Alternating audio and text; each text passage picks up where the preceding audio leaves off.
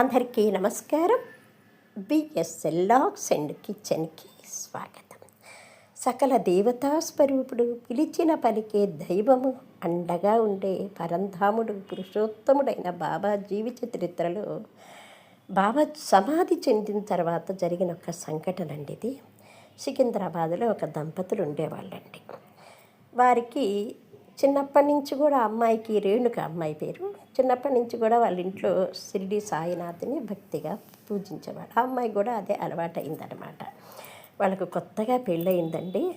తల్లిదండ్రులు, ఆ అమ్మాయి తల్లిదండ్రులు, అబ్బాయి తల్లిదండ్రులు కూడా పల్లెటూరులోనే ఉంటారు. సరే, అబ్బాయికి ఏదో చిన్న ఉద్యోగం వచ్చిందని చెప్పేసి ఒక ఇల్లు అద్దెకు తీసుకొని సికింద్రాబాద్లో వాళ్ళు ఉంటున్నారు. ఆ ఇల్లు కూడా కొద్దిగా పాతగా ఉంటుందన్నమాట. అందులో ఉంటున్నారండి.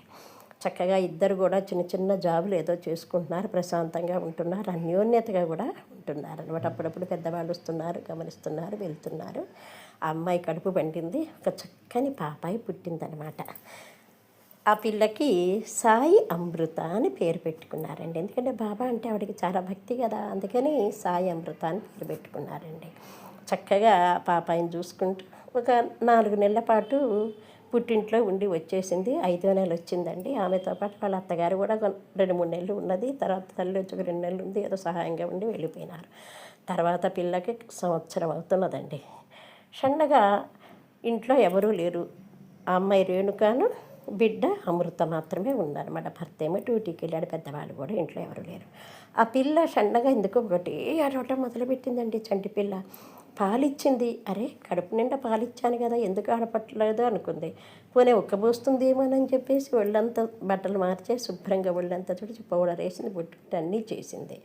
సాంబ్రాణి ధూపం వేసింది. ఏమైనా దిష్టి తగిలింది, ఏమైనా దిష్టి తిప్పేసింది, కాస్త అటు ఇటు తిప్పింది. అయినా సరే ఆ పిల్ల గుక్కబెట్టి ఏడుస్తూనే ఉంది. కానీ అసలు ఏడుపు ఆపటలేదండి. అరే, ఎవ్వరూ లేరే పెద్దవాళ్ళ ఇంట్లో, నేను ఒక్కదాన్ని ఉన్నాను, ఈ చంటి పిల్ల ఏమిటి ఇట్లా ఏడుస్తుందని చెప్పేసి ఒకటే కంగారు పట్టము. ఆనాడు ఫోన్లు కూడా లేవు కదండి.